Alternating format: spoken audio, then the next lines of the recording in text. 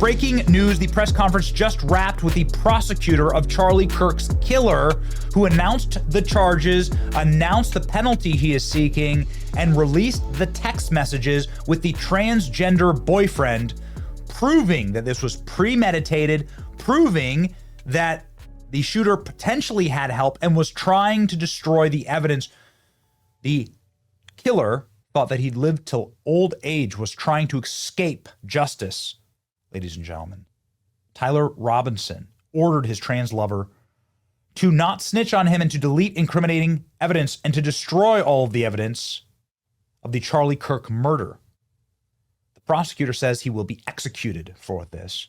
The prosecutor bringing these charges filed officially against Charlie Kirk's killer: aggravated murder in the first degree, felony discharge of a firearm in the first degree, obstruction of justice, capital first degree felony, tampering with a witness, third degree felony, violent offense committed in the presence of a child, class A misdemeanor. He's toast. The prosecutor announcing what will happen when Tyler Robinson is found guilty on these charges. Also, following the press conference, I am filing a notice of intent to seek the death penalty. I do not take this decision lightly, and it is a decision I have made independently as county attorney, based solely on the available evidence and circumstances and nature of the crime. Yes, thank you. I have more from the prosecutor in just a moment. Just a short and interesting note that he may be executed by firing squad, Charlie Kirk's assassin, left-wing, violent, transgender extremist. This will be proven in the text messages, by the way, that I'll read to you in a moment. But the firing squad is a legal option in Utah. It may be a firing squad. This would be a 5-person firing squad of peace officers assembled for the execution. The Utah Department of Correction is responsible for recruiting officers who are physically skilled and mentally prepared for the task. One rifle contains a blank round so that no member of the firing squad knows for certain if they fired the fatal shot. The execution takes place at Utah State Correctional Facility. They've had recent high-profile cases in 2025 for firing squad, for instance. Firing squad executions have happened regularly in Utah history.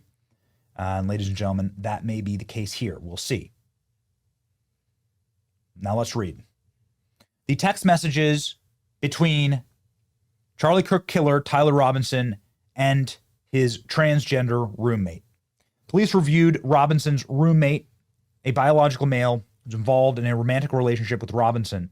The roommate told police that the roommate received messages from Robinson about the shooting and provided those details and messages to the police. The roommate received a text message from Robinson which said, "Drop what you're doing and look under my keyboard." The roommate looked under the keyboard and found a note that stated, "I had the opportunity to take out Charlie Kirk, and I'm going to take it." Police found a photograph of this note. The following text exchange then took place. So he announces that he had killed Charlie Kirk. Right after reading the note, the roommate said, "What? Question mark? You're joking, right?" This is Charlie Kirk's killer. "I am still okay, my love, but I am stuck in Orem, Utah, for a little while longer yet. Shouldn't be long until I can come home. But I got to grab my rifle still. To be honest, I had hoped to keep this a secret till I died of old age. Sorry to involve you." So they had fully expected, the killer had fully expected to flee. Maybe to just get away with it, maybe to flee the country, not sure. But expected that they would not be caught.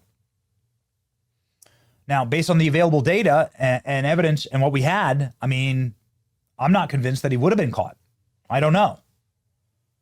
What it turns out, and what we're finding out now, is that the parents of the shooter recognized him on TV and then recognized that his grandfather's rifle was gone. Let's keep reading. This is the roommate. "You weren't the one who did it, right?" I am. I'm sorry. "I thought they caught the person." "No, they grabbed some crazy old dude, then interrogated somebody in similar clothing. I plan to grab my rifle from my drop point shortly after, but most of the side of town got locked down. It's quiet almost enough to get out. But there's one vehicle lingering. Why? Why did I do it? Yeah. I had had enough of Charlie Kirk's hatred. Some hate can't be negotiated out. If I am able to grab my rifle unseen, I will have left no evidence. Going to attempt to retrieve it again. Hopefully they have moved on. I haven't seen anything about them finding it. How long have you been planning this? Says the roommate. Boyfriend.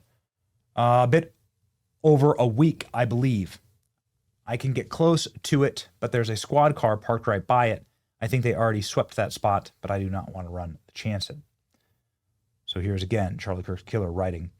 I'm wishing I had circled back and grabbed it as soon as I got to my vehicle. I'm worried that about what my old man would do if I didn't bring it back, Grandpa's rifle. I don't know if it has a serial number, but it wouldn't trace to me. It would trace to your grandfather? So you frame your grandfather for this? I worry about the prints. I had to leave it in a bush where I changed my outfit. Don't have any ability or time to bring it with. I might have to abandon it and hope that they don't find prints. How the F will I explain losing it to my old man? Only thing I left was my rifle wrapped in a towel. Remember how I was engraving bullets? The effing messages are mostly a big meme. But if I see notices bulge on Fox News, I might have a stroke. All right, I'm going to have to leave it. That really effing sucks. Judging from today, I'd say Grandpa's gun does just fine. I think that was a $2,000 scope. Delete this exchange, he says. He tells his roommate. My dad wants photos of the rifle. He says Grandpa wants to know who has what. The feds released a photo of the rifle, and it's very unique. He's calling me right now, not answering. Since Trump got into office, my dad has been diehard MAGA. We knew the family was Republicans, but we knew the shooter was a far left-winger. I'm going to turn myself in willingly.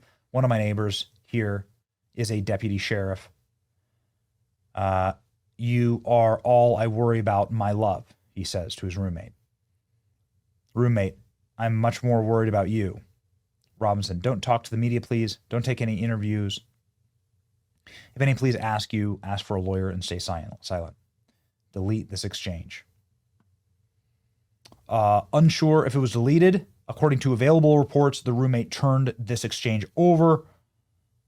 But everyone who called the shooter a right-wing radical should hang their head in shame for the rest of their lives. These sick bastards. Etched inscriptions on the rifle rounds. Here we go. We already heard this, but yes. So it looks like Tyler Robinson carved these inscriptions. The rifle, ammunition rounds, and towel were sent for forensic processing.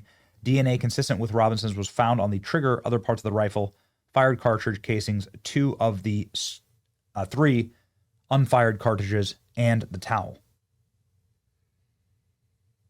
So there we go.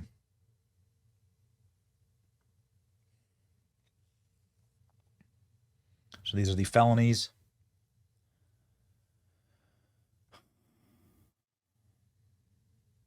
Death penalty sought. And let's hope this is a speedy trial. So evil. Death penalty is obviously just a consequence for murdering Charlie. Upon the guilty verdict, Robinson shouldn't sit on death row for a decade. It needs to happen fast. America needs swift justice. I couldn't agree more. If you believe that the killer, like a percentage of America does, a dwindling, but some percentage of America does because the media lies, because of confirmation bias, then here is the prosecutor explaining the motive of the killer. Robinson's mother explained that over the last year or so, Robinson had become more political and had started to lean more to the left, becoming more pro-gay and trans rights oriented. She stated that Robinson began to date his roommate, a biological male who was transitioning genders. This resulted in several discussions with family members, but especially between Robinson and his father. who have very different political views. In one conversation before the shooting, Robinson mentioned that Charlie Kirk would be holding an event at UVU, which Robinson said was a stupid venue for the event. Robinson accused Kirk of spreading hate. Robinson's father reported that when his wife showed him the surveillance image of the suspected shooter in the news, he agreed that it looked like their son. He also believed that the rifle that police suspected the shooter used matched a rifle that was given to his son as a gift. As a result, Robinson's father contacted his son and asked him to send a photo of the rifle. Robinson did not respond. However, Robinson's father spoke on the phone with Robinson. Robinson implied that he planned to take his own life. Robinson's parents were able to convince him to meet at their home. As they discussed the situation, Robinson implied that he was the shooter and stated that he couldn't go to jail and just wanted to end it. When asked why he did it, Robinson explained there is too much evil and the guy, referring to Charlie Kirk, spreads too much hate. They talked about Robinson turning himself in and convinced Robinson to speak with a family friend who is a retired deputy sheriff. At Robinson's father's request, the family friend met with Robinson and his parents and convinced Robinson to turn himself in. The family friend spoke to police and reported telling Robinson that it would be best if he brought all evidence with him to the sheriff's office to avoid police having to search his parents' home. The friend also asked Robinson if he had any clothes that were related to what he did. Robinson replied that he had disposed of the clothes in different areas. Shame on everyone who lied and said that this was something that metastasized on the right, that this came from the right. You are sick and evil bastards. I don't understand why you lie so much. Why can't you just tell the truth about a good man dying and you have blood on your hands? Evil. It's Benny. We'll never stop. We'll never stop until we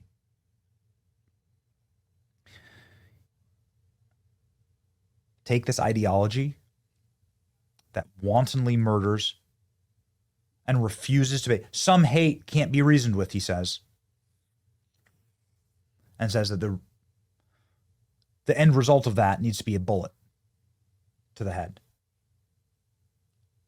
That's what a significant portion of the left believes, according to available data.